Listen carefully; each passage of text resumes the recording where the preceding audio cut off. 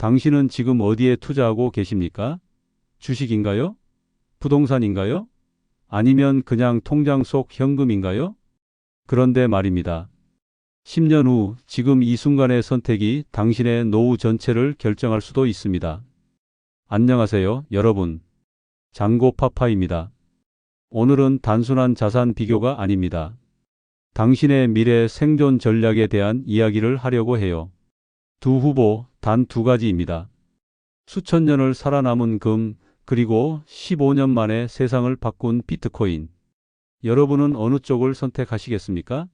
아니, 더 정확하게 질문하겠습니다. 당신의 노후를, 당신의 가족의 미래를 어디에 걸겠습니까? 시작하기 전에 한 가지 말씀드릴게요. 오늘 영상은 끝까지 보셔야 합니다. 왜냐하면 마지막에 가장 중요한 결론이 나오거든요. 중간에 끊으시면 절대 안 됩니다. 자, 그럼 첫 번째 파트로 들어가겠습니다. 숫자로 보면 답이 나올까요? 투자를 할 때 가장 먼저 보는 게 뭐죠? 수익률입니다. 얼마나 올랐는지, 얼마나 벌 수 있는지. 그래서 저도 일단 숫자부터 보여드리겠습니다. 금부터 보겠습니다. 금은 1971년 이후 약 100배 상승했어요.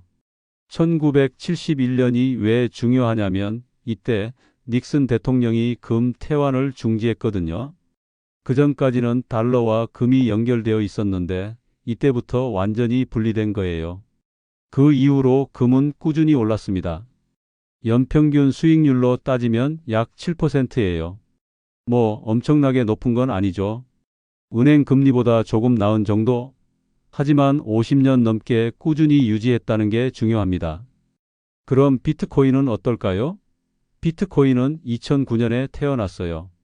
그런데 초기에는 거의 가치가 없었죠. 그래서 보통 2015년부터 계산합니다.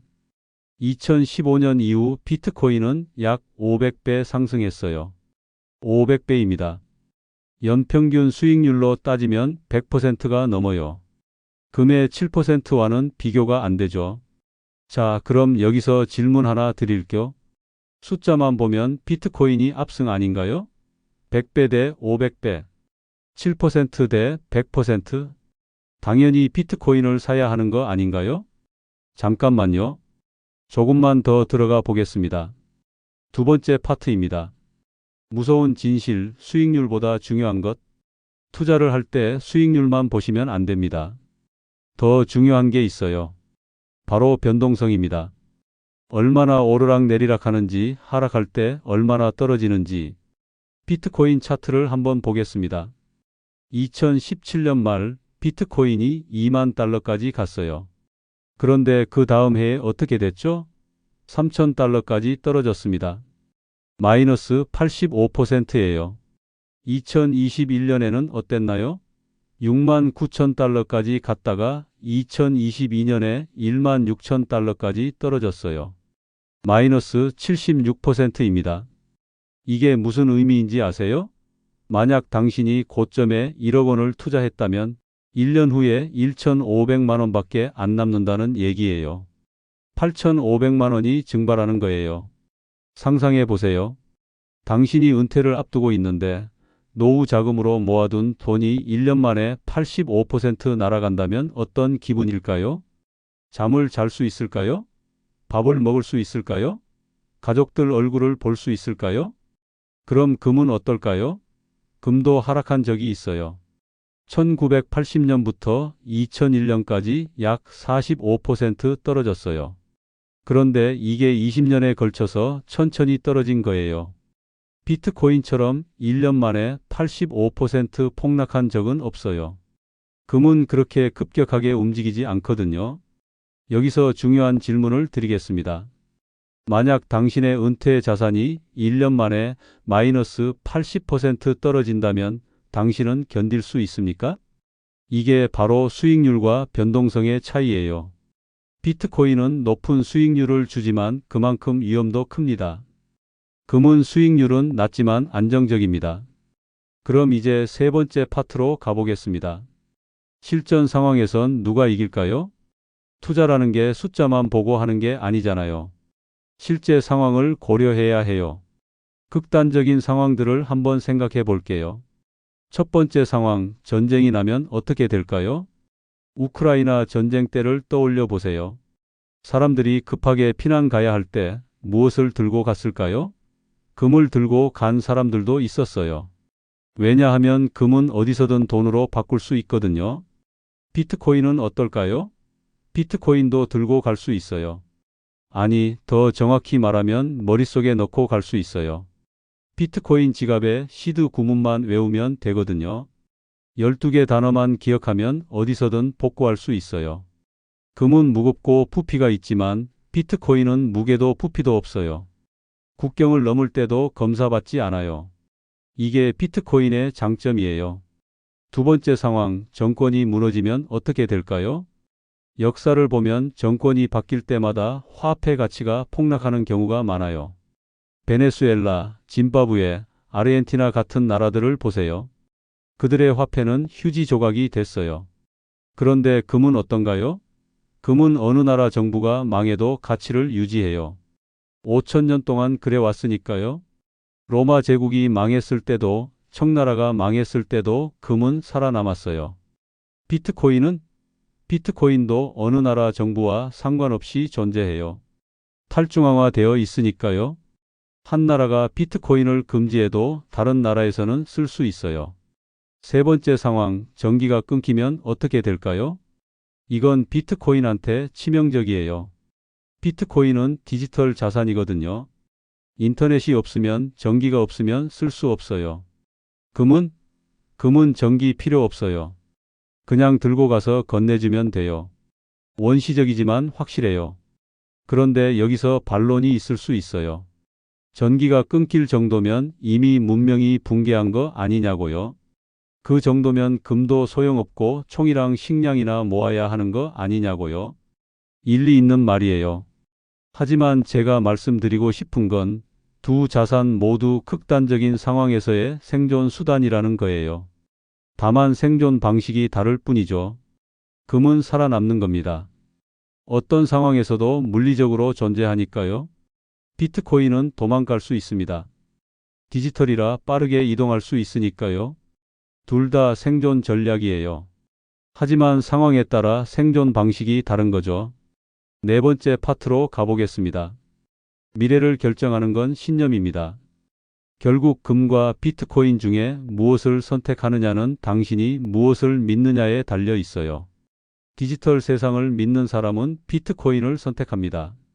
우리가 점점 더 디지털화되고 있고 미래는 메타버스고 모든 게 온라인으로 옮겨간다고 믿는 사람들이죠. 이들은 종이 화폐도 사라질 거라고 봐요. 신용카드도 구식이 될 거고 결국 모든 거래가 암호화폐로 이루어질 거라고 믿어요. 실제로 엘살바도르라는 나라는 비트코인을 법정화폐로 채택했어요. 세계 최초예요. 이게 성공하면 다른 나라들도 따라할 수 있어요. 반면에 인류의 역사를 믿는 사람들은 금을 선택합니다. 금은 5천년 동안 가치 저장 수단이었어요. 고대 이집트 때부터 지금까지요. 이들은 인간의 본성은 변하지 않는다고 봐요. 디지털이 아무리 발전해도 결국 사람들은 눈에 보이고 손에 잡히는 실물을 신뢰한다고 믿어요. 실제로 중국 중앙은행은 최근 몇 년간 수백 톤의 금을 매입했어요. 러시아도 마찬가지고요. 왜 그럴까요? 이들은 달러 패권이 언젠가 무너질 거라고 보기 때문이에요. 그래서 제가 말씀드리고 싶은 건 그들은 알고 있다는 거예요. 미래는 하나가 아니라는 걸요. 어떤 미래가 올지 아무도 몰라요. 완전히 디지털화된 세상이 올 수도 있고 아니면 다시 실물 자산의 시대가 올 수도 있어요. 그래서 똑똑한 사람들은 어떻게 할까요? 둘 다 준비해요. 이제 마지막 파트입니다. 결론, 정답은 없습니다. 그러나 전략은 있습니다.